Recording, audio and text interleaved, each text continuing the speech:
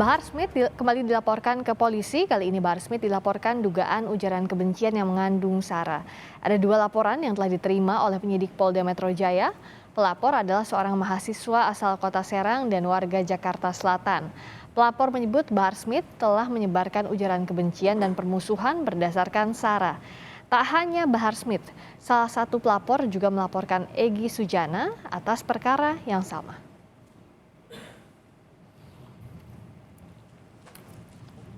Pengacara Bahar Smith, Aziz Yanuar, menyayangkan pelaporan kliennya ke Polda Metro Jaya atas dugaan ujaran kebencian. Ia menilai masalah seperti ini bisa mengedepankan jalur dialog terlebih dahulu.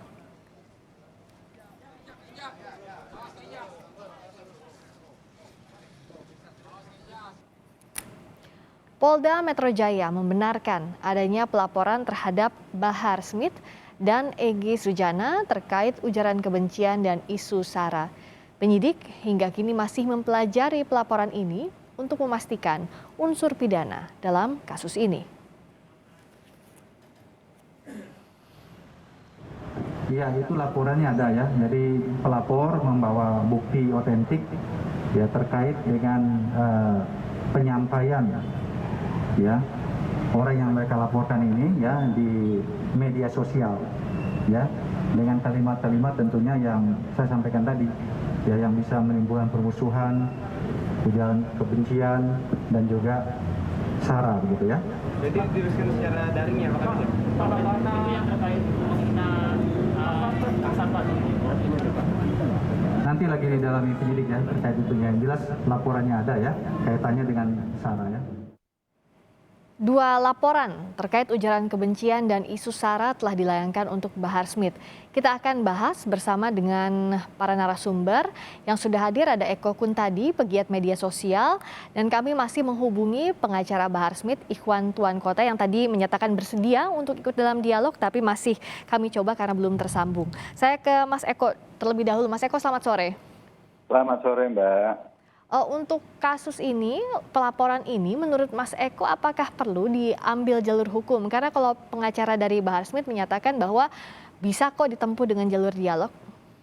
Ya, sangat perlu, Mbak. Ini kan yang dijadikan yang dihina atau yang dicemarkan itu kan orang-orang yang memang punya posisi tertentu. Misalnya Pak Jenderal Dudung. Itu kasat loh, kasat dan punya banyak anak buah, punya banyak lingkungan. Menghina Jenderal Dudung itu seperti menghina institusi TNI karena kasat. Dan ini pasti ada reaksi. Kita lihat di beberapa media sosial kan teman-teman TNI sudah bereaksi terhadap ujaran kebencian Bahar Smith. Juga yang dijelekan tuh Pak Jokowi gitu loh. Bahkan dengan kata-kata yang amat kasar, itu luar biasa menurut saya. Jadi kalau ini, kata-kata seperti ini tidak diselesaikan menurut hukum, ini akan sangat berbahaya. Orang bisa ngomong sembarangan, mencaci maki di depan jemaah, seolah-olah dia paling hebat, dia paling luar biasa. Kemudian setelah itu pengacaranya minta dialog, minta dibicarakan baik-baik. Ini aneh, pertanyaannya apakah Bahar pernah dialog sama Jenderal Dudung? Kan enggak, dia main maki-maki orang sembarangan. Mas Eko, yang dianggap dinilai berbahaya tanda kutip di media sosial ini, apakah subjeknya ataukah kata-kata atau ujaran kebencian yang diduga dalam laporan ini? Dua-duanya, karena apa yang disampaikan dengan kata-kata yang sangat kasar itu, pertama, subjeknya memang orang-orang berpengaruh, orang-orang yang memang mewakili institusinya, presiden, kemudian kasat, ketua partai Bu Megawati. Itu kan secara subjek memang orang yang punya pengaruh. Yang kedua juga kontennya. Jadi kalau Mas Eko lihat dua-duanya. Saya tanyakan ini ke Mas Aziz Yanuar, pengacara Bahar bin Smith. Selamat sore, Bung Aziz. Selamat sore, Mbak Friska. Iya, tadi di awal kami sudah berbincang dengan Mas Eko Kuntadi, pegiat media sosial, menyatakan bahwa ini tidak bisa kalau tidak dibawa ke jalur hukum karena dianggap kontennya dan juga subjek yang dianggap dicemarkan nama baik dan juga mengandung sara. Menurut Anda seperti apa, Bung Aziz? Ya, sekarang saya mau sampaikan yang pertama, yang disampaikan Habib Bahar itu kan memang salah satu bagian ya yang dia sampaikan ketika beliau ada semacam ceramah atau semacamnya lah seperti itu.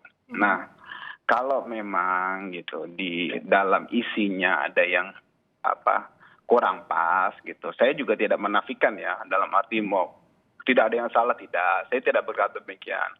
Tapi itu kan sebenarnya bisa dikomunikasikan seperti itu loh. Jadi kita tadi saya dengar tadi terakhir statementnya antara lain ini berbahaya atau segala macam gitu ya. Ya maksud saya itu bisa dikomunikasikan lah. Kan beliau juga orang yang terbuka lah gitu kan. Seperti ini juga kan bisa dihubungi juga saya lewat saya, bisa ada yang mau disampaikan komunikasi itu hanya bisa Sebentar, saya lagi bicara. Silakan, Bung Aziz dilanjutkan. Bagaimana? Bicara potong-potong aja. Bung Aziz? Ya, jadi disampaikan gitu kan, diajak komunikasi seperti itu kan. Nah, itu bagi yang memang merasa kurang pas gitu. Adapun bagi subjek yang memang langsung dituju gitu ya, misalnya disebutkan siapa lah person to personnya ya, nah itu juga bisa langsung gitu klarifikasi, kan indah gitu loh seperti itu. Nah, sedangkan kita sama yang jelas-jelas sudah memenuhi saudara-saudara kita saja bisa mengedepankan semangat persaudaraan untuk atas nama persatuan. Ini kenapa yang nggak pernah bunuh siapapun gitu loh, dan juga tidak pernah melakukan aksi separatis gitu langsung direspon sedemikian rupa gitu. Saya suka dengan semangatnya kita untuk membenahi hal-hal yang kurang baik. Saya sependapat dan saya apresiasi semangat rekan-rekan semua tadi, termasuk Pak Eko tadi. Akan tetapi saya juga mau berpendapat gitu. Ini sebenarnya kan bisa dikomunikasikan lebih lanjut dengan cara-cara yang lebih baik juga. Oke, itu jadi saran dan pendapat saya ya. Baik, Bung Aziz tadi sudah disampaikan ya pendapatnya Bung Aziz. Bung Eko nampaknya sudah mau berkomentar. Ya gimana bisa berkomunikasi dengan orang yang mulutnya di depan publik itu kasar sekali. Sangat kasar, bahkan ngomong kalau nggak ada keturunan Arab Pak Dudung itu masih nyembah pohon. Itu kan luar biasa. Jadi menurut saya ini sudah menyentuh hal-hal yang paling prinsipil. Komunikasi hanya bisa terjalin apabila ada etik, ada sesuatu yang bisa dijunjung. Ini sama sekali nggak ada. Ini sama sekali provokatif dan sangat kasar sekali. Bahkan untuk kasus Pak Dudung misalnya sebagai kasat, itu menyinggung banyak anggota TNI loh. Karena menyinggung pimpinannya, termasuk menyinggung institusinya, karena dibilang sama Bahar, mana Pak Dudung nggak pernah turun ke Semeru, yang nongkrong di Semeru, yang membantu para korban bencana itu ratusan anggota TNI Angkatan Darat, dan itu semua adalah anggotanya Pak Dudung, bahkan Pak Dudung juga sudah ke sana. Itu fitnah. Gitu. Oke, dianggap ini fitnah tidak bisa dikomunikasikan, Bung Aziz. Ya, tadi saya katakan, saya sependapat dengan semangat yang memang untuk hal yang lebih baik. Yang kasar tidak boleh terus kasar. Yang nggak baik tidak boleh terus tidak baik. Tapi yang tadi saya mau katakan, Mbak Friska juga pemirsa sekalian, bahwa ini tidak ada yang tidak bisa untuk dikomunikasikan seperti itu. Artinya di sini kan saya tegaskan lagi, kalau kita memang tidak setuju dengan kata-kata provokator atau semangat provokator, tapi dengan kita membahas hal ini tanpa ya mengajak diskusi Habib Bahar dan juga dari tim Habib Bahar sendiri, bukankah itu juga memprovokasi tadi aparat TNI tadi segala macam kan? Ya mungkin mereka nggak tahu jadi tahu kan seperti itu. Maksud saya gini loh, kalau memang kita semangatnya mau seperti itu, kita sangat terbuka untuk dialog dan juga untuk diskusi, untuk saling mengingatkan. Artinya gini, saya yakin tidak ada yang tidak mungkin untuk bisa dikomunikasikan. Tidak ada tapi sekali lagi tidak bisa dikomunikasikan begitu ya kalau Bung Aziz ya. Saya mengapresiasi semangat untuk seperti itu. Oke, tapi gini, Bung Aziz, sebelum saya ke Bung Eko, kan sekarang laporannya sudah masuk ke polisi ya. Kalau tadi kan diharapkan dialog, tapi gimana pun juga sekarang laporannya sudah ada ke pihak kepolisian. Pihaknya dari Habib Bahar seperti apa? Ya, tadi saya sudah berkali-kali menyampaikan kita sebenarnya sangat menyayangkan hal ini ya, seperti itu. Akan tetapi jika memang sudah berlanjut, ya kita mau nggak mau, suka nggak suka, ya kita hadapi seperti itu. Tapi sekali lagi, semangat itu harus juga sejalan ya dengan semangat persaudaraan. Artinya gini loh, saya sekali lagi tetap menegaskan bahwa kalau kita sama yang memang jelas-jelas lebih beringas dan lebih kesar dan lebih lebih provokatif, bahkan sampai terkait nyawa, itu masih bisa bersaudara, semangat persaudaraan dijunjung gitu loh. Artinya untuk hal ini saya yakin masih bisa lah seperti itu. Nah ini gimana kalau dari Bung Eko, kalau ada laporan ditindaklanjuti, tapi tadi jangan memprovokasi ulang juga. Gini, soal OPM itu TNI Polri sudah menangani dengan serius. Soal statement Pak Dudung bahwa teman-teman itu juga saudara, itu beda dengan penanganannya. Itu bagaimana meredakan emosi. Sekarang kembali ke sini agar kita tidak melebar ya. Itu jadi jangan disambung-sambungin ke situ. Yang kedua, ini bukan omongan sekali. Pak Bahar itu nggak cuma sekali, nggak cuma dalam satu forum. Berkali-kali ngomong sangat kasar, menghina pejabat-pejabat pemerintah. Kalau sekali mungkin kepleset, kalau berkali-kali ini tabiat dan nggak bisa dibiarkan. Oke, Bung Aziz, kalau berkali-kali, tadi dikatakan kalau sekali mungkin bisa dimaafkan, kalau berkali-kali. Pertanyaan saya, apa yang melaporkan itu sudah pernah komunikasi dengan Habib Bahar, sudah tabayun, sudah menanyakan kok Anda begitu, apa maksudnya, apa sudah? Gitu. Kalau memang belum, kita siap fasilitasi dan kita sangat terbuka. Kalau memang sudah, ya kapan gitu loh. Apa iya Habib Bahar seperti itu? Saya akan mengingatkan beliau kalau memang sudah seperti itu. Nah, tapi dari pertanyaan berikutnya gini, ketika Bahar ngomong bahwa Pak Dudung tidak pernah ke Lumajang, tidak pernah ke Semeru, apa juga sudah tabayun? Tidak. Nggak ada tabayun, justru diomongin di depan khalayak dengan provokasi, membakar massa. Jadi jangan dibalik-balik dong masalahnya. Masalahnya adalah orang yang memprovokasi bahkan menyebar fitnah. Itu masalahnya. Oke, Bung Aziz?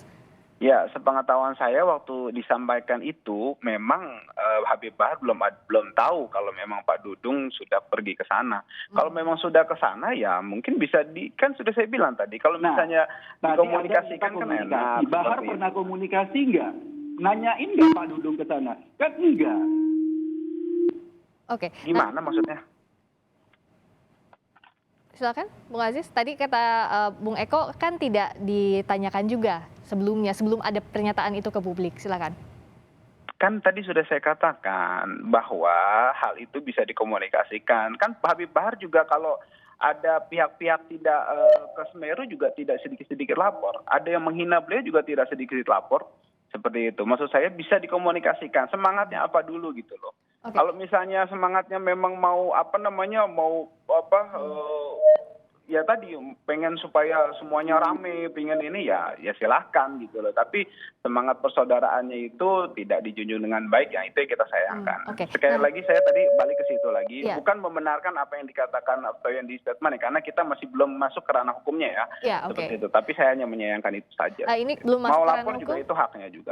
Ini kan belum masuk ke ranah hukum, tapi laporan sudah masuk. Tapi di sisi lain begini, Bung Aziz, kan maksudnya belum ada pemanggilan ke kita. Iya betul.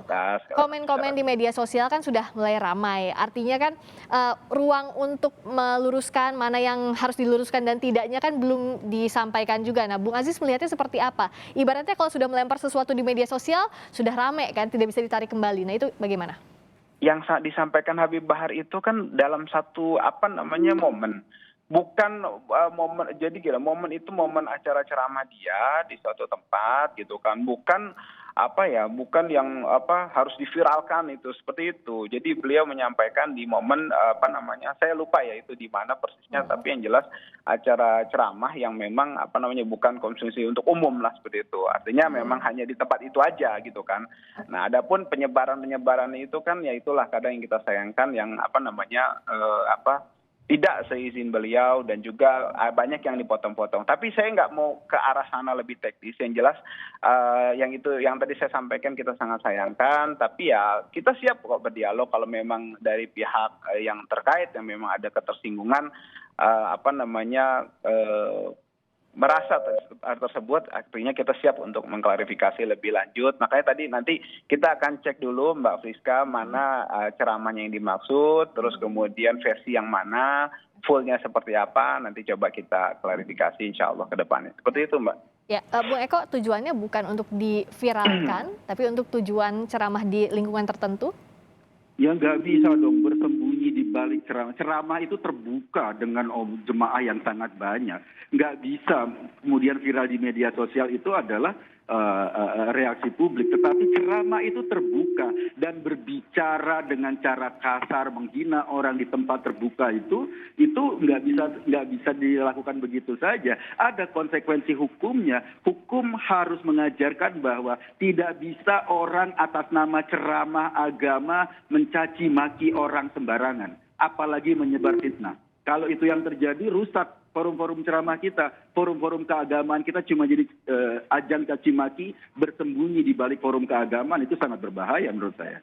Oke, masih bisakah tensi ini diturunkan kalau sudah kadung viral di media sosial, Bung Aziz? Ya, saya yakin masih bisa. Kalau tadi saya sependapat dengan kalau kita mau berangkat dari penegakan hukum yang berkeadilan, saya setuju.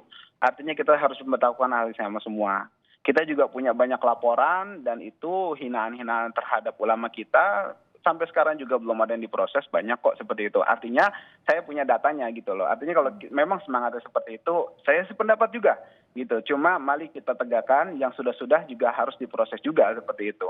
Seperti itu sih. Oke, Bung Eko? Ya, saya bilang gini, fitnah gitu loh. Fitnah mencaci maki dengan bahasa yang sangat vulgar, dengan kata-kata yang sangat kotor dilakukan di atas nama forum agama, itu bukan cuma berbahaya bagi bangsa ini, tetapi bagi agama itu sendiri, itu pencemaran. Apalagi menggunakan kata-kata nyembah pohon dan lain-lain, itu luar biasa, itu menghina semangat keagamaan kita. Itu yang pertama harus dipahami oleh Pak Aziz tadi, yang harus ditegur, yang harus dilakukan hal yang baik itu ya Bahar sendiri. Jangan dibiasakan ngomong-ngomong seperti itu di depan forum yang menggunakan forum agama untuk memprovokasi publik. Itu yang harus dilakukan. Karena Bung Aziz kan punya jalur komunikasi langsung tentu ke Pak Bahar karena memang kuasa hukumnya. Sudahkah ditanyakan responsnya soal kasus ini yang sudah kadung ramai, termasuk juga sudah adanya laporan hukum ke pihak kepolisian? Ya, sebenarnya kita akan tanggapi melalui Habib Bahar langsung. Tapi karena ini sudah ada laporan hukum, maka kita memutuskan untuk tidak menyampaikan apa hasil diskusi kita.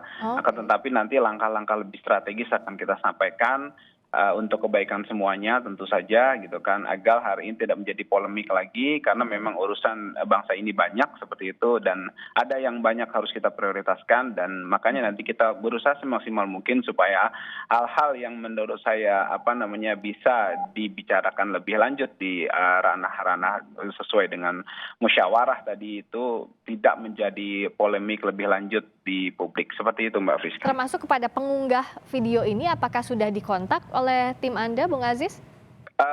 Internal kita sudah ada proses ke sana dari siapa itu nanti kita akan cek lebih lanjut. Akan tetapi kita cenderung memilih untuk menghindari berpolemik hal ini lebih lanjut karena menurut saya banyak yang lebih urgent dilakukan. Tapi sekali lagi kita berterima kasih atas masukan dan koreksi dari rekan-rekan semua termasuk dari media terkait hal ini.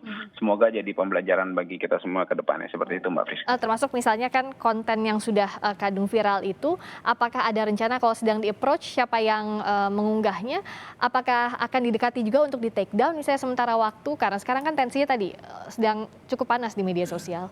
Salah satu opsi ke sana itu hanya salah satu ya. Ya ada, tapi yang jelas tadi masukan-masukan terkait dengan isi dan konten serta beberapa materi yang mungkin harus diperbaiki terkait penyampaian untuk mencegah pemotongan-pemotongan dan mispersepsi tadi yang ya kita sekali lagi sangat menghargai hal tersebut. Terima kasih. Oke, Bung Eko melihatnya seperti apa? Ini kan kontennya sudah kadung menyebar begitu ya dan bisa diunggah kembali dan sebagainya. Anda melihatnya seperti apa pengulangan yang ada? Ya kalau saya pikir pelaporan itu tepat ya, agar kita ke depan itu tidak sembarangan menggunakan forum-forum agama untuk melakukan agitasi, provokasi, memfitnah atas nama forum agama. Karena kita semua kan menjunjung tinggi nilai agama. Gitu loh. Banyak muslim yang kaget kok begini. Itu mereka merasa bahwa agamanya dilecehkan oleh seorang penceramah dengan kata-kata kotor menggunakan forum agama.